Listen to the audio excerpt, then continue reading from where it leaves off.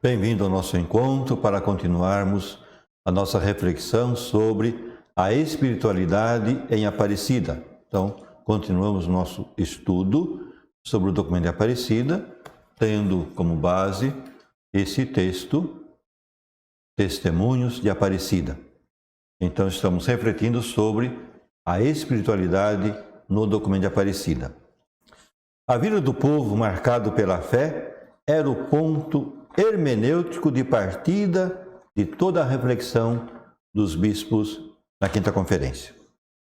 Dava-se assim um grande passo na questão do método, na questão muito disputada sobre a origem da teologia e da ação pastoral, particularmente na América Latina. A resposta aqui é clara, muito clara. Do ponto de partida da teologia e da praxis cristã, é o povo de fé, que, composto por suas categorias, é feito em grande parte de pobres. Essa perspectiva inspirou o documento de Aparecida, que, a partir dos olhos e do coração de discípulos missionários, então não é com os olhos e o coração de qualquer outro, mas com os olhos e o coração de discípulos missionários, se desenvolve com o método ver, julgar e agir. O ver é o ver de discípulos. O julgar é o julgar de pessoas movidas pela presença e ação do Espírito. Aparecida recupera o ver, julgar e agir, deixado de lado por Santo Domingo, que foi a quarta conferência, mas a lição dessa conferência não é ignorada, porque a perspectiva de todo o documento de Aparecida é determinada pelo olhar dos discípulos missionários sobre a realidade. Então, o documento, no número 19, diz o seguinte: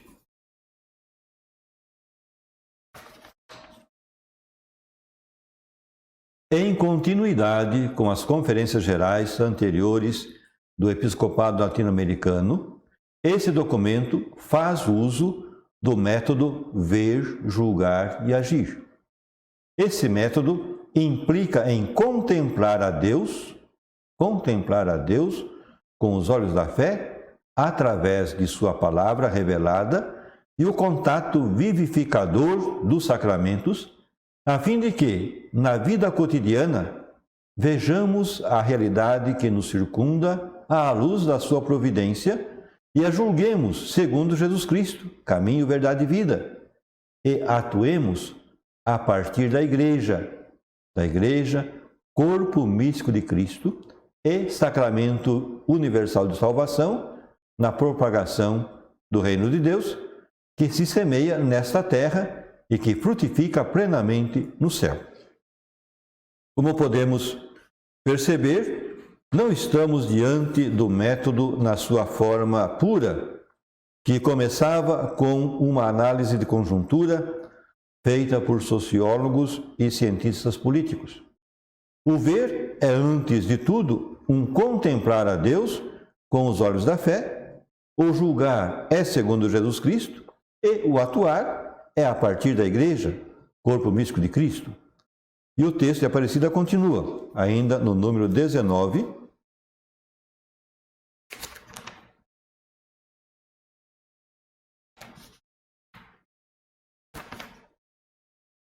Esse método nos permite articular de modo sistemático a perspectiva cristã de ver a realidade. A assunção de critérios que provêm da fé e da razão para o discernimento e valorização com sentido crítico e, em consequência, a projeção do agir como discípulos missionários de Jesus Cristo.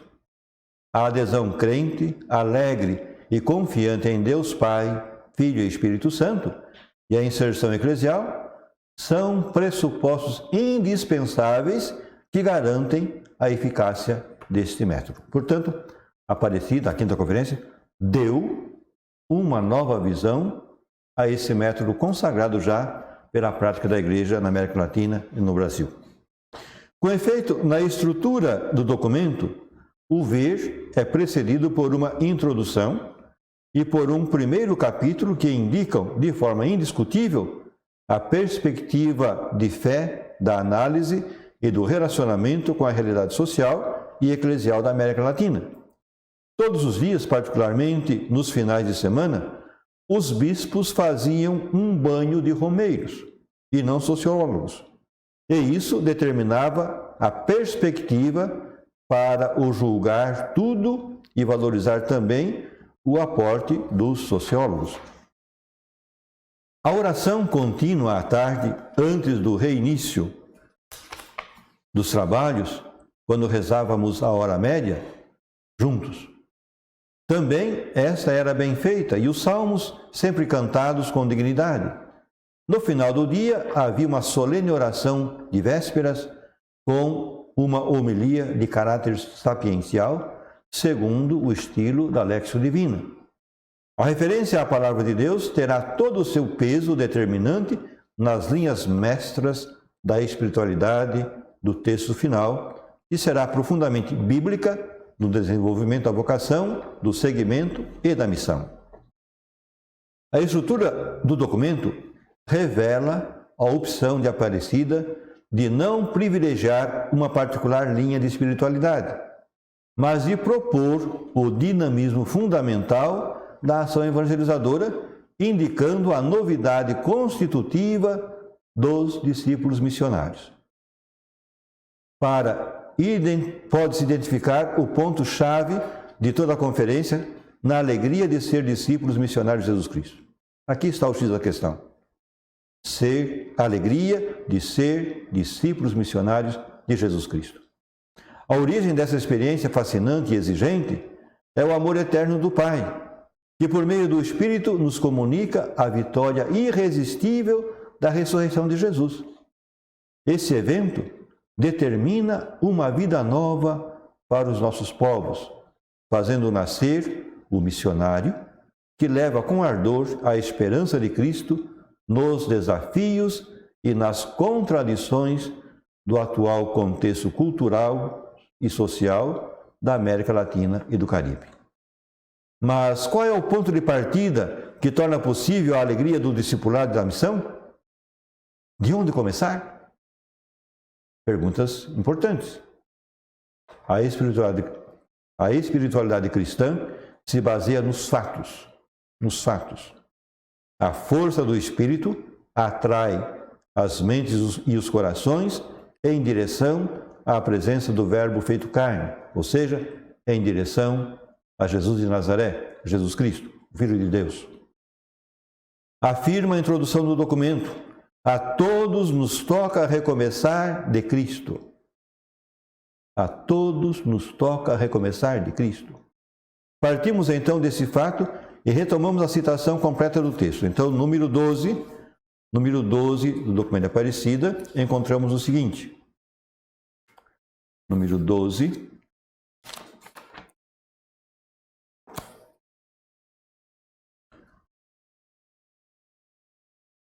Nossa maior ameaça, olha a seriedade da coisa. Nossa maior ameaça é o medíocre pragmatismo da vida cotidiana da Igreja, no qual, aparentemente, tudo procede com normalidade. Mas, na verdade, a fé vai se desgastando e degenerando em mesquinhez. Isso é muito sério. A todos nos toca recomeçar a partir de Cristo, reconhecendo que não se começa a ser cristão por uma decisão ética ou uma grande ideia, mas pelo encontro com um acontecimento. Então, não se começa a ser cristão por uma decisão ética ou por uma grande ideia, mas pelo encontro com um acontecimento, com uma pessoa, e pessoa aqui com P maiúsculo, que é Jesus Cristo, que dá um novo horizonte à vida e, com isso, uma orientação decisiva. É o encontro com Cristo que transforma. É o encontro com Cristo que faz nascer o discípulo missionário de Jesus Cristo. Então, a espiritualidade aparecida passa e perpassa o documento nessa perspectiva da alegria de ser discípulo de Jesus. O texto que ouvimos apresenta 3 citações fundamentais. A Novo Millennium Deunte, de João Paulo II, a Deus Caritas Est, de Bento XVI, e um outro texto de Bento XVI, quando ainda era o cardeal Ratzinger.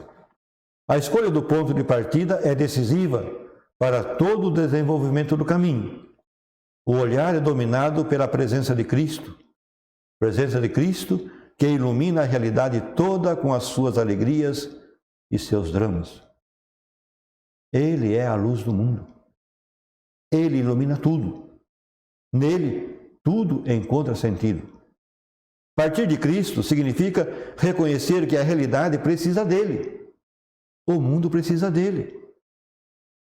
Que o melhor compromisso pela justiça, pela paz, pela superação de todas as formas de opressão, precisa dele, precisa de Jesus.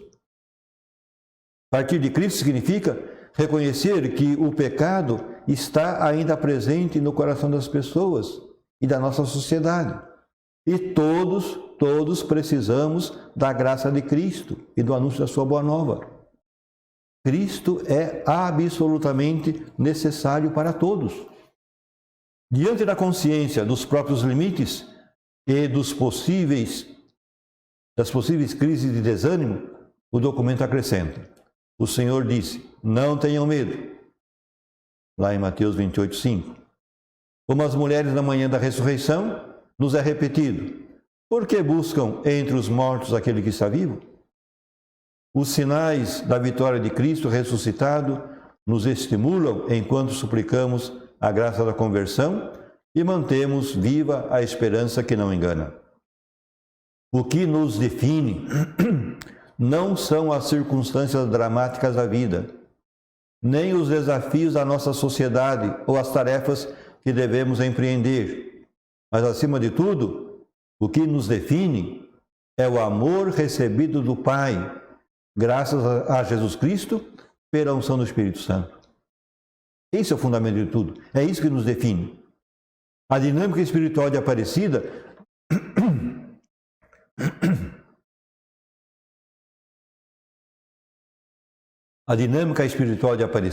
não esquece os dramas da realidade. Basta conferir a primeira parte do ver e a terceira parte, onde se fala da missão dos discípulos a serviço da vida plena. Nós já até refletimos sobre uma missão para comunicar vida. Mas o seu núcleo é teológico, no sentido estrito do termo. Qual é o seu núcleo? O amor do Pai que, pela ação do Espírito, chega a nós em Jesus Cristo. Somos profunda e eternamente amados pelo Pai. Esse amor do Pai chega a nós pela força do Espírito, pela ação do Espírito, em Jesus Cristo nosso Senhor. Também para a Igreja, o convite é de não ter medo, mesmo diante dos graves problemas atuais e mesmo diante do medíocre pragmatismo que afeta várias de suas estruturas. Como as mulheres na manhã da ressurreição, a toda a Igreja é oferecida uma esperança vibrante que nasce do olhar para Cristo. Essa é a fonte da graça e, por isso, da espiritualidade do discípulo missionário. No texto da introdução do documento anteriormente citado, tem uma referência trinitária substancial, porque define a identidade e o rosto do discípulo de Cristo. E qual é a identidade e o rosto? O amor recebido do Pai, graças a Jesus Cristo, pela unção do Espírito Santo. Esta é uma afirmação surpreendente, porque normalmente consideramos essenciais e determinantes para a nossa vida e para a nossa existência os nossos povos, as circunstâncias dramáticas, as injustiças, os problemas, as preocupações e as nossas tarefas. A Aparecida nos diz que não é isso que nos define. Essas coisas fazem parte da nossa vida.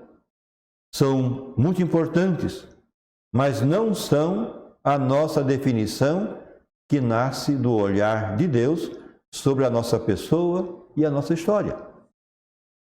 O amor de Deus é constitutivo do nosso ser e da nossa vocação.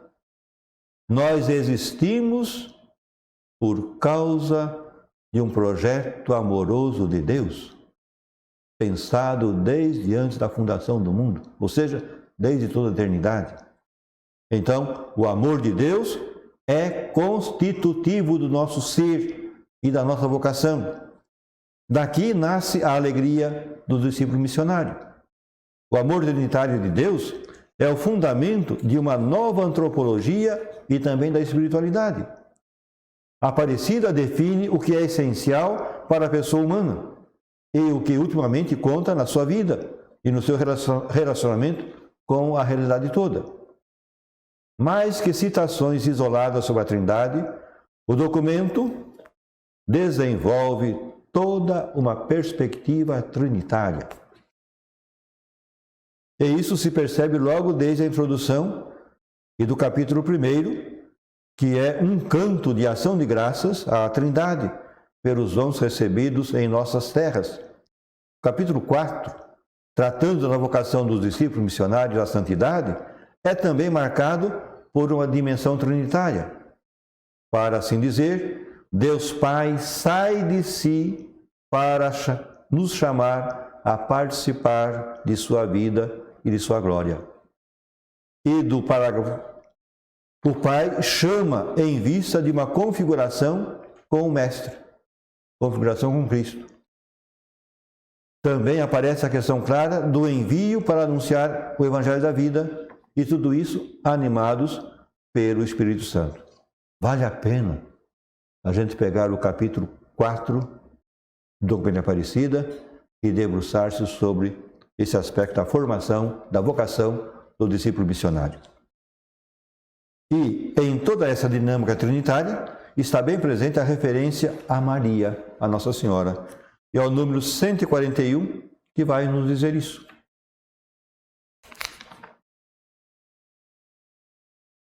A Virgem Maria é a imagem esplêndida da conformação ao projeto trinitário que se cumpre em Cristo.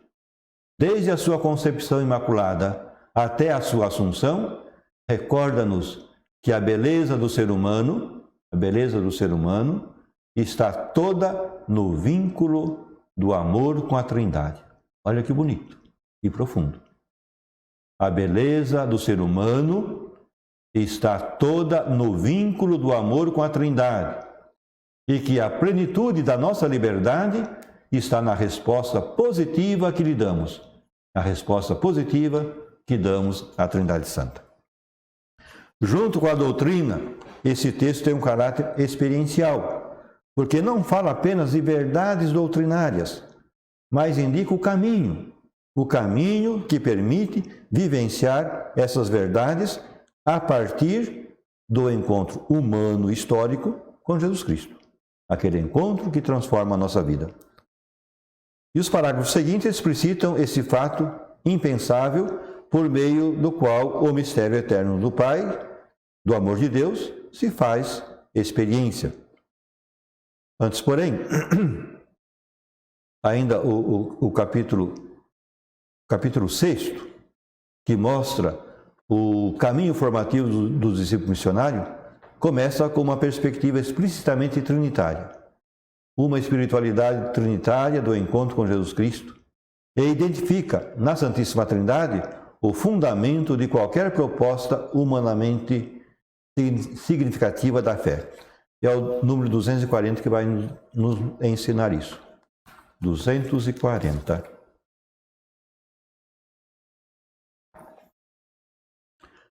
Uma autêntica proposta de encontro com Jesus Cristo deve estabelecer-se sobre o sólido fundamento da Trindade Amor. A experiência de um Deus unitrino, que é unidade e comunhão inseparável, permite-nos superar o egoísmo para nos encontrarmos plenamente no serviço para com o outro. A experiência batismal é o ponto de início de toda a espiritualidade cristã que se fundamenta na Trindade. Depois, no número 242, vamos encontrar o seguinte.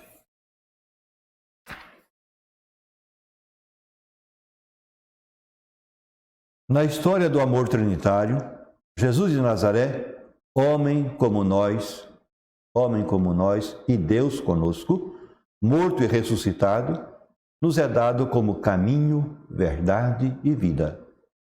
No encontro de fé com o inaudito realismo de sua encarnação, podemos ouvir, ver com nossos olhos, contemplar e tocar com nossas mãos a palavra de vida. Experimentamos que o próprio Deus vai atrás da ovelha perdida, a humanidade doente e extraviada. Quando em suas parábolas Jesus fala do pastor que vai atrás das ovelhas, desgarrada, da mulher que procura a moeda, do pai que sai ao encontro de seu filho pródigo e o abraça, não se trata de meras palavras. Não se trata, quando o Evangelho relata isso, não se trata de meras palavras, mas da explicação do próprio ser e agir de Deus. Desse Deus, Pai, Amor, Trindade, que sai de si para encontrar o ser humano, para buscar o ser humano, para uma vida de comunhão com Ele. Estamos diante da história do próprio Deus, Amor, Trindade, que vem ao nosso encontro e que se doa totalmente a nós. Ainda nesse mesmo número, encontramos o seguinte: essa prova definitiva de amor tem o caráter de um esvaziamento radical, porque Cristo se humilhou a si mesmo, fazendo-se obediente até a morte e morte de cruz. Assim, uma história de amor nos alcança e nos envolve na qualidade de sua experiência. O mesmo enfoque trinitário o encontramos quando se fala da missão dos discípulos a serviço da vida plena e continua por todo o documento. Então, é o número 347 que nos lembra isso. 347.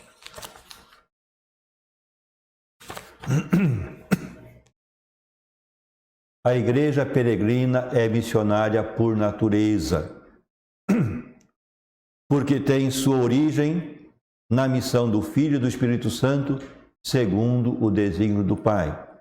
É a expressão do Vaticano II na Ad Gentes, documento sobre a missão.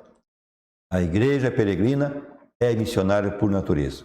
Por isso, o impulso missionário é fruto necessário à vida que a Trindade comunica aos discípulos.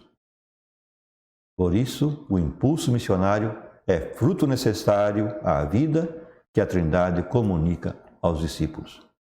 A Trindade é a origem do nosso ser e da nossa vocação, do nosso ser discípulo missionário de Jesus Cristo. E é nessa comunhão com a Trindade que encontramos o impulso para a nossa ação missionária. Por hoje ficamos por aqui. Conto com você para o nosso próximo encontro. Até lá!